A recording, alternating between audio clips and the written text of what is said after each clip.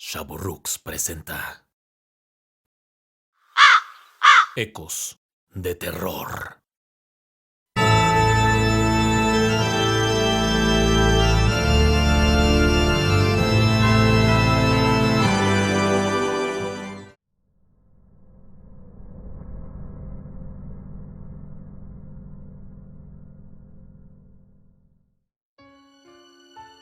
Muchos de nosotros crecemos con historias que nos asustan, que cuentan nuestras madres y nuestras abuelas para que nos portemos bien o que no hagamos ciertas cosas. También crecemos con advertencias que frecuentemente tomamos como exageraciones o cosas de señoras y de viejitas. Durante mucho tiempo yo no hice caso de este tipo de consejos. Creo que casi nadie lo hace hasta que algo te pasa. Sí, a mí me pasó. De entre docenas de advertencias y consejos, quiero resaltar algo que siempre nos decía mi abuelita. Quizá a ustedes algo de esto les sonará conocido. Ella hacía mucho énfasis en no recibir comida de personas fuera de la familia, particularmente si se trataba de alimentos que ofreciera otra mujer. Para ella, otra regla de oro era no dejar objetos personales ni prendas al alcance de otros, mucho menos en domicilios ajenos. Decía que había muchas personas malas, además de brujas y practicantes de artes oscuras que podían causarnos mucho daño. A mis 26 años, realmente esto era algo que no ocupaba mucho mis pensamientos. Solía trabajar en un empleo de oficina. Era, digamos, lo que se podría llamar en México una damita godínez. Me encontraba muy enfocada en lograr progresar dentro de la compañía para la que laboraba. Tenía todavía esa actitud positiva y entusiasta que todos llegamos a tener y que muchos perdemos en el camino. También confieso que me gustó mucho esa etapa de mi vida, porque tenía una vida social muy activa y me llevaba bien con casi todos mis compañeros de trabajo. Era muy frecuente que en grupo saliéramos juntos a comer y cuando se acercaba el viernes, sobre todo en quincenas, hiciéramos alguna convivencia para ir a bailar, tomar unos tragos, vaya, lo común en ese tipo de entornos. Como muchas mujeres que laboramos en oficinas, tenía la costumbre de dejar algunas prendas ahí. En mi caso, no podía dejar mucho. Mi espacio de trabajo tenía apenas un gabinete pequeño, y ahí logré arreglármelas para guardar un par de zapatos formales, que usualmente me servían en casos de emergencia. En un viejo perchero, situado al lado de mi estación de trabajo, colgaba un abrigo muy bonito que me regaló mi papá, y me sacó en más de una ocasión de problemas.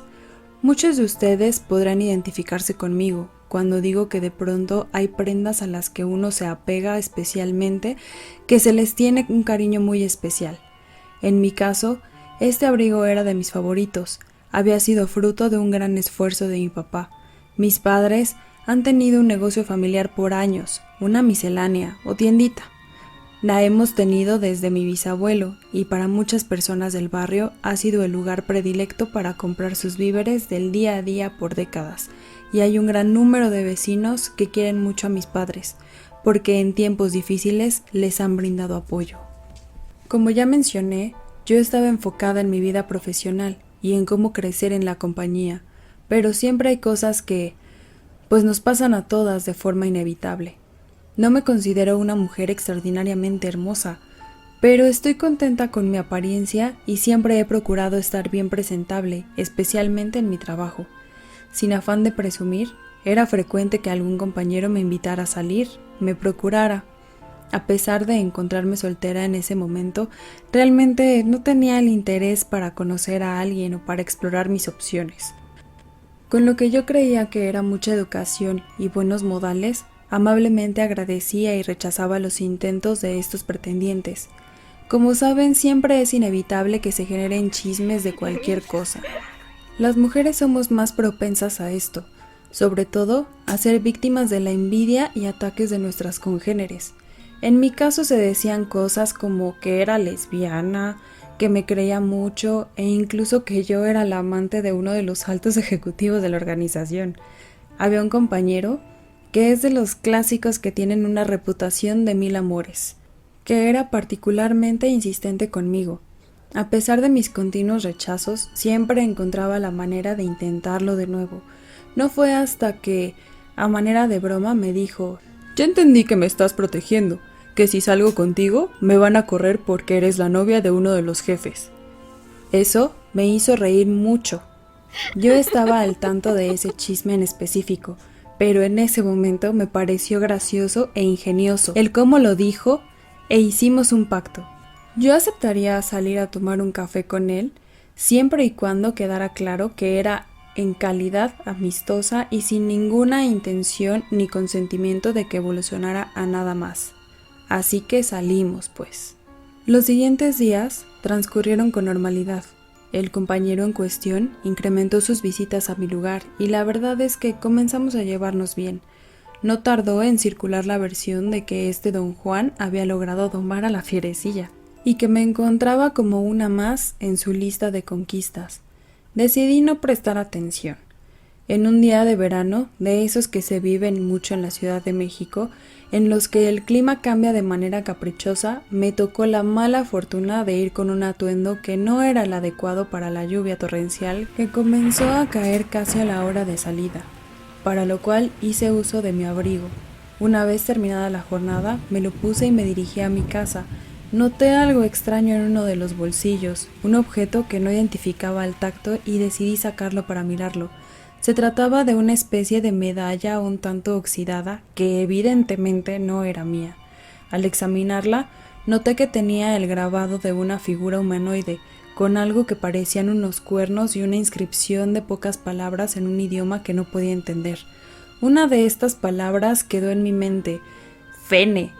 Supongo que al ser la única que medianamente podía pronunciar. Me asusté un poco, pero sin darle mucha importancia deseché la medalla en el primer contenedor de basura que pude encontrar camino a casa.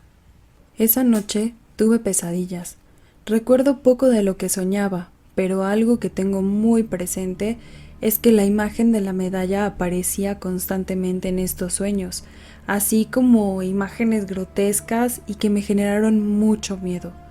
El verdadero terror comenzó a la siguiente noche, que mientras estaba en mi cuarto se empezaron a escuchar ruidos extraños en la sala.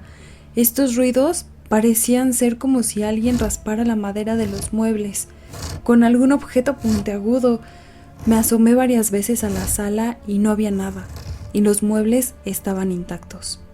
Unos minutos después, escuché como si se dejaran caer al piso de la cocina platos, vasos, tazas, y éstas se rompieron. Me levanté agitada a revisar, pero todo estaba en orden. Estaba muerta de miedo y decidí llamar a una de mis primas, que también vivía sola y no muy lejos de mi departamento, para pedirle que me recibiera en su casa. Llamé a un taxi y en cuestión de minutos llegué a su domicilio. Estando con ella le conté lo sucedido mientras me preparaba un té. Me dijo que seguramente eran los nervios y que estaba sugestionada. Ambas nos retiramos a su habitación y cual niñas pequeñas nos acostamos en la misma cama. Le pedí que cerrara la puerta y nos abrazamos mientras intentábamos dormir. No pasaron más de 10 minutos cuando tocaron a la puerta de la habitación con una fuerza desmedida. Estábamos aterradas, no teníamos explicación para lo que sucedía. Comenzamos a rezar y mientras llorábamos, los golpes no cedían y el miedo entre nosotras era inmenso. No sé cómo logré encontrar el valor y tomé mi bolsa, mi teléfono celular y le llamé a mi papá. Le dije que estábamos en peligro, que estaba en casa de mi prima y que necesitábamos que fuera por nosotras. Los golpes ahora se combinaban con sonidos de destrozos en la cocina y movimientos de sillas en el comedor de la casa de mi prima. Cuando mi papá llegó, nos pidió que abriéramos la puerta principal de la casa. Nosotras con enorme dificultad pudimos gritar desde la habitación que no podíamos, que entrara por favor. Mi papá tiró la puerta, no tengo idea de cómo lo hizo, y luego entró a la habitación con pistola en mano solo para encontrarnos en un mar de lágrimas. Tirando de nuestros brazos, nos llevó con prisa a la salida en su auto y bueno, en el camino nosotras seguíamos en shock y él no dijo nada. Ya en casa de mis padres, en Santa María la Ribera, fue que hablamos un poco de lo sucedido, no sin antes tomar un fuerte licor para bajar los nervios. Mi papá también escuchó los ruidos y se asustó mucho al pensar que pudiera haber algún maleante dentro de la casa, tratando de hacernos daño. Se percató al entrar que no había nadie y solo sintió una vibra espantosa y corrió a nuestro auxilio. Mi prima y yo nos quedamos en casa de mis padres esa noche. Nuevamente yo tuve pesadillas horribles, solo que en esta ocasión desperté con múltiples moretones en mis brazos, piernas y en el cuello. Ambas nos reportamos enfermas en nuestros respectivos empleos y pasamos el día en casa, con mis padres, ellos atendiendo su tienda y nosotras en la cama, viendo la televisión. Todo el día tuve la sensación de estar siendo observada por alguien, pero fuera de esto todo transcurrió con normalidad. En la noche, por el contrario, todos los que estábamos ahí, incluyendo mis padres, volvimos a vivir esa experiencia horrible. Golpes en la puerta, ruidos de objetos arrastrándose y un frío anormal. Fueron varios días y noches infernales. Con respecto a mi trabajo, no me podía ausentar indefinidamente e intenté refugiarme tomando horarios extendidos. Tenía manifestaciones apenas daban las 7 de la noche, tales como sentir como si me golpearan en el cuerpo, recibir llamadas a mi extensión en las que solo se escuchaba una respiración agitada. Sentía que me iba a volver loca. Mi prima, en un acto de desesperación, volvió a su casa y esto nos reveló un factor muy importante. El problema estaba conmigo. Mientras que ella se encontraba en su casa y nada de esto ocurría, mis padres y yo seguíamos sufriendo de todos estos fenómenos, cada vez más intensos, pero solo cuando yo estaba presente. Decidí entonces volver a mi departamento, a pesar de que mis padres se opusieron rotundamente. Yo sentí una tristeza enorme de ponerlos en peligro. Mi papá hizo todo lo que pudo para ayudarme. Consiguió un sacerdote que roció mi departamento con agua bendita e hizo algunos rezos. Una curandera que hizo varias limpias, tanto a mí como a mi departamento. No sirvieron para nada, solo para asustar al sacerdote y a la curandera, que le dijeron a mi papá que por favor ya no los buscara, que habían tenido experiencias muy pesadas por su cuenta y que les daba mucha pena, pero no sabían qué más hacer. Como ya lo mencioné, mis padres atienden una tienda que es muy conocida en su barrio. Los Mora, una familia que ya no vive en la colonia pero que está muy agradecida con mi abuelo y con mi papá, visita la tienda de vez en cuando para comprar alguna cosa. Van sobre todo para saludar a mi papá. El motivo de este agradecimiento es que mi abuelo ayudó muchísimo a la familia cuando emigraron de Hungría a México, escapando del régimen nazi en la Segunda Guerra Mundial. Mi abuelo se ganó la gratitud de la familia regalándoles víveres y ayudándoles con su despensa, pues la pasaban muy mal como inmigrantes. Además, mi papá convivió mucho con los niños que habían llegado, que eran niños pequeños, solo un poco más grandes que él. Debo mencionar un detalle importante: estas personas son de origen rom o romani. No quiero utilizar el término porque sé que a ellos no les gusta, pero para que me entiendan mejor, son lo que la gente llamaría gitanos. Por lo mismo, cuando llegaron al barrio sufrieron el rechazo de muchos, pero no de mi abuelo, que siempre tuvo un gran corazón. El apellido original de esta familia era Moré, pero en algún momento se deformó, como muchos apellidos extranjeros, en algo mexicanizado. En esta visita, mi papá aprovechó para comentarles de lo que me estaba pasando. Ellos ofrecieron ayudarle y le pidieron que me llevara con ellos a una dirección que le compartieron. Al día siguiente, asistimos mi papá y yo al lugar que nos indicaron, la casa de esta familia. Nos recibieron con mucha amabilidad, pero con un poco de reserva. Después de darnos algo de comer, nos llevaron con la hermana menor del señor que había vivido con mi abuelo y que era el patriarca de esta familia. Ella era una anciana de unos 80 años, pero aún estaba lúcida. Mi padre sabía de su existencia, pero era la segunda o tercera vez que la veía. Al parecer, esta mujer pasaba la mayor parte de su tiempo encerrada en casa, y así había sido por las últimas décadas. Nos explicó que para los rom lo más importante es la vitsa, o la familia, y que esta familia no estaría aquí de no ser por la ayuda que recibieron de mi abuelo, y que era ahora su deber ayudarnos. Me hizo varias preguntas, a las que me pidió le respondiera honestamente, tales como si me dedicaba a practicar artes oscuras o si había ido recientemente a un cementerio. Respondí a todo que no, No fue hasta que me preguntó si alguien me había regalado algo, probablemente de forma anónima.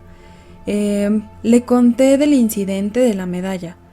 Con una mirada amable, pero transmitiendo una sensación de que ya sabía de lo que se trataba, me pidió que le describiera la medalla y si tenía alguna figura.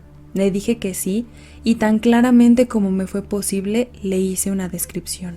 Ella solo hizo un guiño gutural y tomó un viejo libro, buscó una ilustración, lo señaló y dijo con una voz áspera: ¿Esto es lo que viste en la medalla? Mientras miraba la ilustración, me percaté de que la anciana tenía una pequeña protuberancia entre su dedo índice y el pulgar, como si se tratara de un pequeño sexto dedo en su mano. Regresé la mirada a la ilustración y en efecto, era idéntica a la medalla.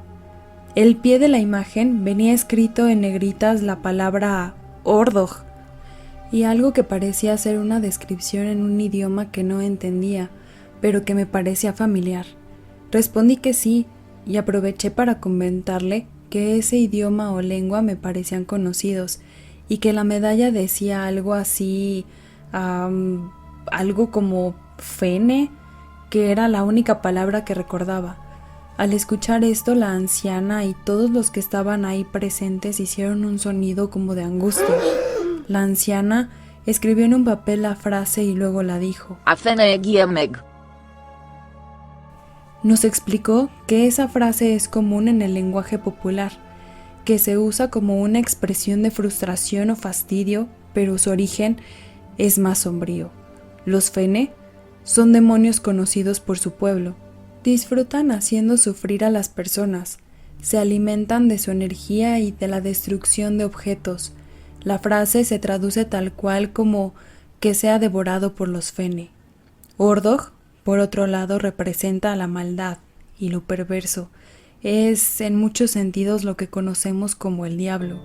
Nos dio a entender que básicamente alguien había preparado un maleficio para mí, en el que pedía a Ordog que enviara a los Fene a hacerme daño. Me preguntó si sabía de alguien que me tuviera tanto rencor u odio, o que si sabía de alguien en mi trabajo que tuviera familiares romaní. Le dije que no tenía idea. Me dijeron que mi única opción era hacer un ritual especial que tenía que llevarse a cabo en mi hogar y que ellos me asistirían. Al despedirnos, una de las personas que mejor relación tenía con mi padre le dijo que no se preocupara, que la anciana era una Taltos y que sabía lo que hacía. Nosotros no sabíamos lo que eso significaba y nos explicó que se trata de alguien en la Vitsa que tiene contacto con los espíritus y sabe cosas que nadie más sabe. La noche previa al ritual, todo fue horrible. Todo lo que siempre sucedía se repitió como antes, pero más intenso, como si esta cosa, no sé, supiera que venía ayuda en camino. Se escuchaban incluso voces pronunciando palabras ininteligibles. La mañana siguiente, la anciana y un par de asistentes llegaron a mi casa. Mis padres llegaron un poco después, y el ritual comenzó. La anciana llegó con un atuendo muy llamativo. Comenzó a ungir aceite en las esquinas de los muros, y en mí y en todos los presentes. Encendió unas velas, así como una especie de inciensos o hierbas esparciendo el humo por todo mi cuerpo. Hablaba en esta misma lengua que yo no podía entender, pero de la cual pescaba algunas palabras como Ordog y Fene y otras más. De pronto sentí como si alguien me tomara del cuerpo, apretándome con mucha fuerza. Casi no podía respirar, mientras la anciana recitaba con más intensidad. Lo peor estaba por venir. Se escuchó una voz horrible, tan fuerte como si las más grandes bocinas del mundo estuvieran por la casa, y la anciana solo me tomó de los hombros y siguió su cántico hasta que esa voz se fue menguando poco a poco.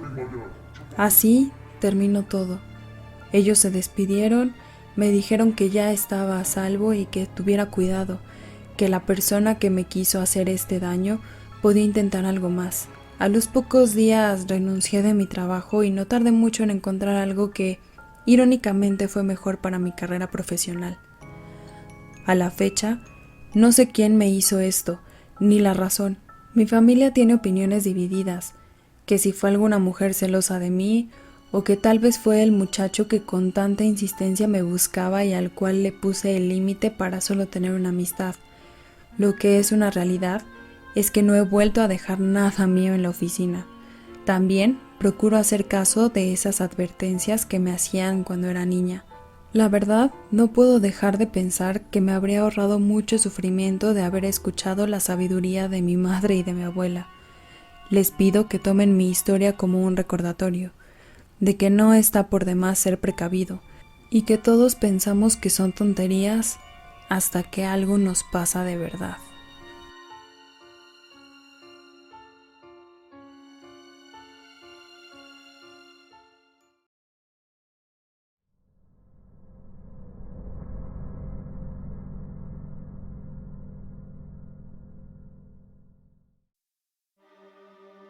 Una de las hermanas de mi abuela, la tía Isabel, padeció una enfermedad larga y difícil en los últimos años de su vida.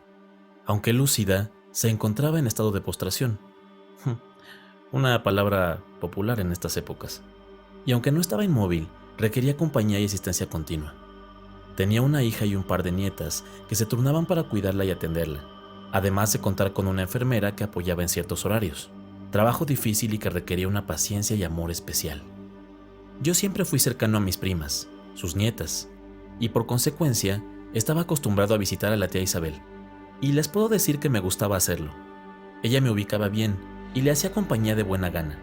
Veíamos series y platicábamos juntos. Era, en cierto modo, una abuela más. Algo que me llenaba a mí, pues mi abuela murió cuando yo era un niño pequeño y casi no conviví con ella. La tía Isabel era en cierto modo un camino por el que yo podía conocer mejor a la abuela que ya no estaba. En el verano, mi tía y mis primas planearon unas vacaciones juntas, y yo me ofrecí a visitar a la tía Isabel para hacerle compañía. La enfermera se encargaba de las tareas complejas, como ayudarla con el cómodo y administrarle sus medicinas, mientras yo era la cara familiar que la entretenía y le hacía sentir tranquila. Mi tía y mis primas se fueron, y yo me instalé en una de las recámaras de la casa para cuidarla. Ya habíamos hecho nuestro plan de nuestras propias vacaciones, como le llamábamos ambos. Teníamos hasta la lista de los DVDs que miraríamos juntos, y me decía con cariño: «Mijo, te traes tu roncito para que te eches unas cubas, no te apures». La verdad es que la tía Isabel era todo menos aburrida. Le encantaba platicar de 1000 temas. Uno de sus favoritos era lo sobrenatural. Cualquier cantidad de historias que yo podría compartir en este canal sobre brujas, duendes, fantasmas, nahuales y casi lo que fuera. Ella decía tener una sensibilidad especial para las cosas, como si tuviera un sexto sentido muy desarrollado o incluso un don para sentir y ver lo que otros no. Ya en nuestras vacaciones, pasamos varios días viendo películas y series, platicando e intercambiando anécdotas. Una tarde, después de comer, me quedé con mi tía conversando sobre mi abuela y sobre cómo ellas jugaban de niñas. Escuchamos el timbre de la casa y la enfermera se ofreció a ver quién era. Tan pronto abrió la puerta, mi tía se puso nerviosa, me tomó de la mano y me dijo: «Mijo, por favor no me dejes sola con la persona que viene, y déjame ser a mí quien hable». Yo no entendía muy bien lo que pasaba, pero como mi trabajo en sí era dejarla tranquila, accedí. La enfermera entró a la recámara de mi tía y nos dijo: «Vienen a visitar a la señora». Un segundo después entró a la habitación una mujer muy arreglada, de buen aspecto he de decir, aunque con un atuendo que lucía un tanto anticuado o retro. Era como si fuera una mujer joven y guapa con ropa de los años 60. Nada que me sorprendiera demasiado, pues la moda es caprichosa y hay mucha gente que le gusta un estilo que no es necesariamente el vigente.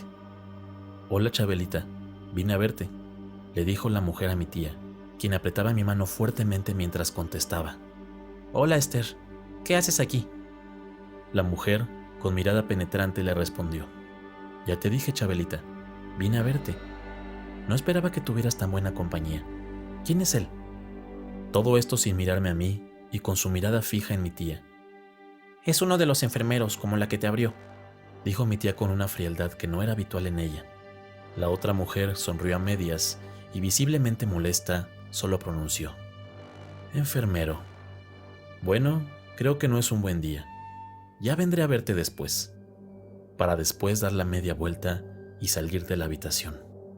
Mi tía temblaba y yo intenté calmarla, mientras la enfermera aceleraba el paso para dejar a la mujer salir. Solo que esta ya no estaba, y nunca escuchamos la puerta cuando salió.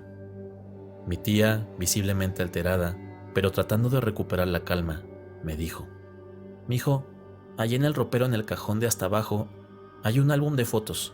Tráelo, por favor». Yo hice caso de inmediato y le llevé el álbum. Mi tía pasó varias páginas hasta que llegó a una fotografía en blanco y negro y antigua. Aparecían en esta mi tía y algunas otras mujeres, amigas suyas, supuse. Con su dedo apuntó hacia una de ellas, y resultaba ser la misma, idéntica a quien la había visitado. Procedió a decirme: «Esther era una de mis amigas hace varios años. Todas pensábamos que andaba en cosas raras de brujería y satanismo. Era la amante de un militar de alto rango, y ella nos contaba que iban seguido a la Posada del Sol. Ella ya me había contado las leyendas de la Posada del Sol, y les diría que hoy es fácil ver en internet videos con relatos de este lugar. Un día, Esther ya no regresó, simplemente desapareció. Las que sabíamos en qué andaba, temimos lo peor. Ay, ahora compruebo que no estábamos equivocadas». Asustada pero decidida, mi tía me pidió que colocara crucifijos en las puertas y que pusiera sal en las ventanas. Esa noche, ni ella ni yo dormimos. La pasamos en vela, a ratos rezando y en otros momentos solo juntos y algo asustados. Por lo menos mientras yo estuve cuidando a mi tía, Esther no regresó. A los pocos años, mi tía falleció, rodeada de nosotros, las personas que la queríamos, y aparentemente en paz. Yo no había pensado en Esther sino hasta hace un par de semanas que, caminando por el centro de la ciudad, juraría haberla visto en la acera de enfrente, mirándome. Fue esto lo que me llevó a compartir la historia con ustedes. No sé qué vaya a pasar, pero no quisiera que ella me hiciera una visita sorpresa, como la que le hizo a mi tía ese día.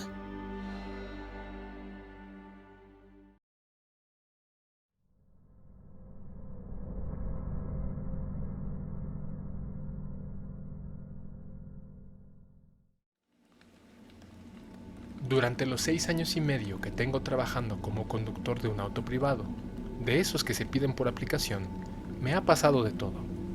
Desde parejas tóxicas que discuten por razones diversas, muchas veces tontas, hasta eventos paranormales. Por el contacto que tengo con algunas personas que manejan grandes vehículos como trailers y autobuses, he aprendido algunas lecciones importantes. Una de ellas, y que hasta la fecha creo que me ha ayudado bastante, es el siempre tener objetos sobre el asiento del copiloto. Esto previene que alguna entidad o alma en pena se siente ahí. Es un consejo valioso, y así como lo enseñaron a mí, yo se los recomiendo a todos quienes estén escuchando esto. La historia que quiero compartir sucedió hace no mucho tiempo.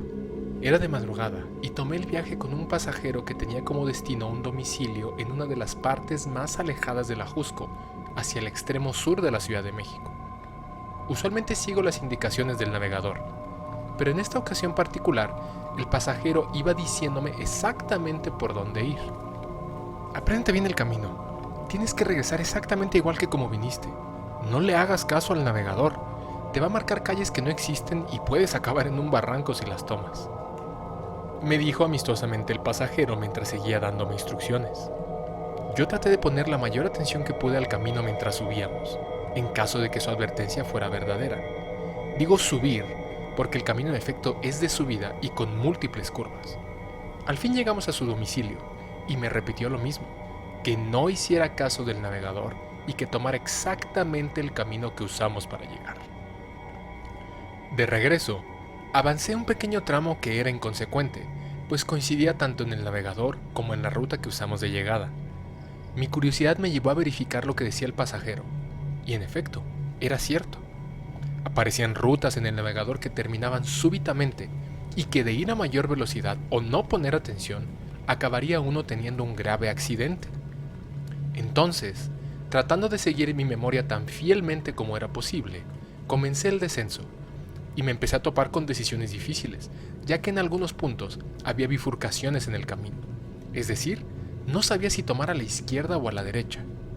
Por lo menos en un inicio, creo haber tomado la ruta correcta, pero en algún punto, con toda certeza, escogí mal, ya que lo que recorría no me parecía familiar. Fue en este punto cuando comenzaron los eventos extraños. Lo primero que sucedió fue que empezó a hacer un frío muy intenso, frío que no se sentía 2 minutos antes. Las ventanas y los cristales del auto comenzaron a empañarse al punto que me dificultaban la visibilidad. Tratando de racionalizar esto, pensaba, es el Ajusco, es una zona boscosa y aquí siempre hace mucho frío. Un par de minutos después, uno de los faros del auto, el derecho, comenzó a parpadear y acabó por fundirse, lo cual me dejó con la iluminación del faro izquierdo únicamente. Y ahí estaba yo, helándome, perdido y con una visibilidad casi nula. Decidí a no quedarme atrapado, seguí avanzando. Pensé que el corazón se me detendría cuando claramente sentí que me tomaban del brazo, como si alguien en el asiento trasero me hubiera dado un apretón en el brazo. Al tiempo que esto sucedía, el faro izquierdo del auto comenzaba a parpadear también, como si fuera a fundirse, tal como le había sucedido con anterioridad al otro faro.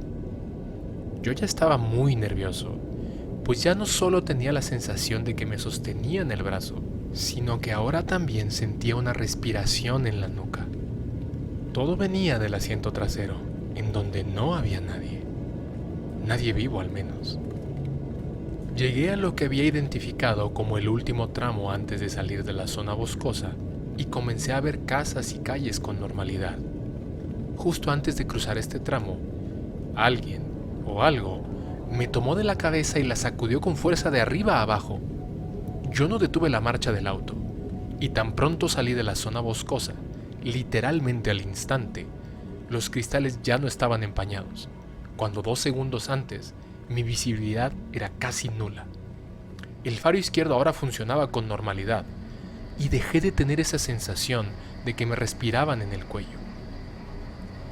Comentando esto con algunos amigos, me decían que probablemente me topé con algún alma en pena o quizá una bruja. Pero independiente a esto, yo tengo la sensación de que querían llevarme. Querían que yo tuviera un accidente y que no la librara. Quizá querían cobrarse conmigo o con algún otro inocente alguna deuda que tuviera.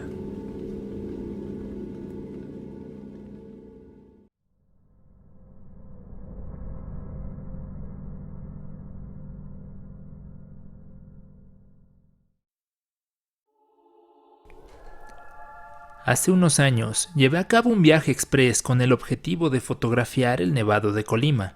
Bueno, esa era la excusa principal. Parte de mí tenía la necesidad de subirse en el auto, manejar y olvidarme un poco de toda la vida cotidiana. Conseguí un hotel muy accesible en la ciudad de Colima y salí muy temprano de la Ciudad de México para hacer buen tiempo. Todo iba según el plan y llegué a mi hospedaje a una hora muy razonable. Pasé la tarde y la noche recorriendo Colima. Aún no era lo peligroso que parece ser hoy, y muy temprano por la mañana me dirigí hacia el famoso volcán, el Nevado, para tomar fotografías. Es un viaje como de 3 horas manejando y se me ocurrió que de regreso podría hacer una parada rápida en Comala para conocerla. Un viejo deseo de mis años de preparatoria y del cual puedo culpar a Juan Rulfo por su libro Pedro Páramo, libro que estoy seguro muchos leímos por cumplir con el programa educativo. El viaje al volcán resultó muy provechoso y tomé grandes fotografías que aún conservo y de las cuales me siento orgulloso. Permanecí por un rato en el Parque Nacional, lo cual no me costó trabajo porque tiene paisajes hermosos, con el objetivo de poder tomar fotos con el sol de la tarde. Salí a toda velocidad, pues ahora tenía el tiempo encima y quería cuando menos tomar algunas buenas fotos de Comala aún con luz. No me preocupaba mucho, pues estaba cerca de la ciudad de Colima. En mis cálculos me desviaría un par de horas cuando mucho y llegaría a cenar a mi hotel. Estaba prácticamente en las afueras de Comala y mi auto comenzó a fallar. Sentía que no tenía potencia y me orillé en la carretera para revisarlo. Cuando intenté arrancarlo de nuevo, el auto ya no encendía.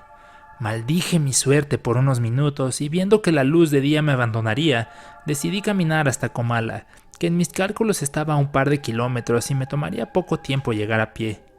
Tenía razón en eso al menos. Ya en Comala me fue difícil encontrar un servicio de grúa y cuando finalmente lo hice el sol estaba ya casi por ponerse. Llegamos a mi auto, lo llevamos hasta el taller más cercano, y a pesar de mis esfuerzos de incentivar a la gente del taller, pasaría al menos un día antes de que me lo entregaran. Por un momento pensé en pedir un taxi que me llevara a Colima, pero el aventurero en mí llegó a la conclusión de que era una señal del universo y que debía pasar la noche en Comala. Encontré un hotel, caro para mi gusto, pero pues no tenía grandes opciones y lo que más quería era cenar y conocer un poco. De noche es un pueblo bonito y caminé por el centro donde está la parroquia y todos esos paisajes que inspiraron el libro que alimentó mi curiosidad. No me decepcionaron. Cené algo en una pequeña fonda. El olor me atrajo cual personaje de caricatura y luego decidí regresar a mi hotel, pues todo comenzaba a cerrar. Claramente di alguna vuelta mal porque a pesar de estar seguro de que iba en la dirección correcta, me encontré perdido. Caminé un poco más y noté una pequeña tienda abierta con una iluminación pintoresca y me percaté de un señalamiento que indicaba la dirección hacia la ex hacienda de Nogueras, lo cual sabía que estaba en dirección a mi hotel. No pude resistir la tentación y entré en la tienda. En esta había artículos muy extraños y llamativos, pinturas de personas como las que tienen muchas familias en sus salas y comedores, artículos de metales muy brillantes como cucharas y cuchillos, pero también espadas y dagas, sombreros de varios tipos. Era como una colección de objetos que claramente habían pertenecido a personas que posteriormente los vendieron y ahora se ofrecían aquí como mercancía. En el mostrador se encontraba una mujer que no puedo describir de otra manera que no sea como espectacular. De piel morena, con rasgos extremadamente finos, cabello negro azabache y ojos grandes color miel. De dentadura perfecta y blanca. Su complexión era la de alguien que hace ejercicio religiosamente o que fue privilegiada con la genética. Quizás ambas. Estaba fuera de mí por semejante visión. Me quedé mirándola más de lo debido, lo suficiente para que en estos tiempos me hubiera metido en problemas. Pero confieso que fue sin maldad o morbo. Realmente sentía un efecto hipnótico. La mujer, que instantes antes hojeaba un libro, ahora me miraba sonriendo. «Buenas noches. ¿Algo que le interese?» Le agradecí con una voz entrequebrada y tartamudeando, mientras fingía seguir viendo otros artículos. La mujer se acercó a mí y me dijo que sabía de algo que podía gustarme, y sacó de un baúl una vieja cámara alemana, una Rolleiflex de los años 30, con su mochila original de cuero y un emblema grabado del Partido Nacional Socialista Alemán. No sé qué me sorprendió más, si el hecho de que una cámara así se encontrara en el último lugar imaginable del mundo, o que ella pudiera saber que un artículo de esa naturaleza definitivamente captaría mi atención. Le pregunté el precio de la cámara mientras la examinaba cuidadosamente. Estaba en perfectas condiciones y valdría una suma importante, pero podría revenderla por una suma aún mayor. La mujer sonrió y respondió: «Aquí los precios no son convencionales, dependen del comprador y de la pieza». Yo me sentía confundido, pero le aseguré que sí me interesaba. Pues por esa cámara el precio serían 6 meses de vida. Su mirada ahora no reflejaba una sonrisa, sino una intensidad intimidante. Le expliqué que no le entendía y la mujer volvió a sonreír. Aquí intercambiamos objetos únicamente por cosas que realmente valen. Asustado a un nivel que no podría transmitirles, le devolví la cámara y salí de la tienda. Estaba muy confundido. Casi de milagro llegué a mi hotel y a pesar de la hora avanzada, le llamé a un amigo que es especialista en cámaras raras. Le conté del hallazgo y me dijo que una cámara así, cuando menos, podría venderse en $5,000. Mi plan era regresar ahí al día siguiente, después de recoger mi auto y tratar de negociar un precio con la mujer. Algo razonable y nada raro como lo que ella pedía, sino dinero contante y sonante. Una vez en posesión de mi auto, recorrí una y otra vez la zona donde había visto la tienda, pero ya no estaba. Yo tenía absoluta seguridad de que debía estar ahí, tomando como referencia el señalamiento que había visto la noche anterior. Temiendo que había errado la ubicación, decidí preguntarle a un par de lugareños, que en primera instancia fueron muy amables y después huyeron despavoridos, diciendo que no sabían nada. Me topé con un policía y le pedí ayuda. El policía me dijo que sabía a lo que me refería, pero que no lo iba a encontrar. Me dijo que la mujer que vi aparece cuando ella quiere ser encontrada y que no siempre lo hace en el mismo lugar, que la gente de Comala habla de ella con precaución, pues más de una persona ha pagado el precio de las riquezas que ofrece, así como muchas personas se han quedado en la calle por intercambiar artículos de lujo para que esta mujer los cure o les extienda un poco la vida. Mejor que no se la vaya a encontrar de nuevo. Seguro le enseñó algo que quiere, pero no lo vale, mi amigo, me dijo. Seguí dando vueltas como loco, olvidándome de mi propósito original de visita.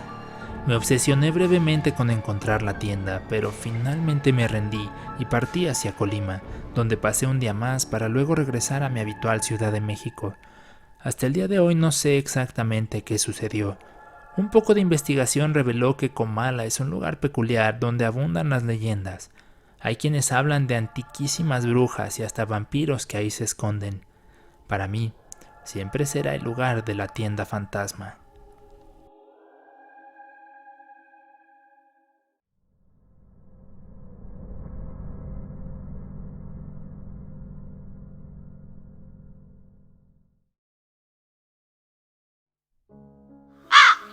Ecos de terror.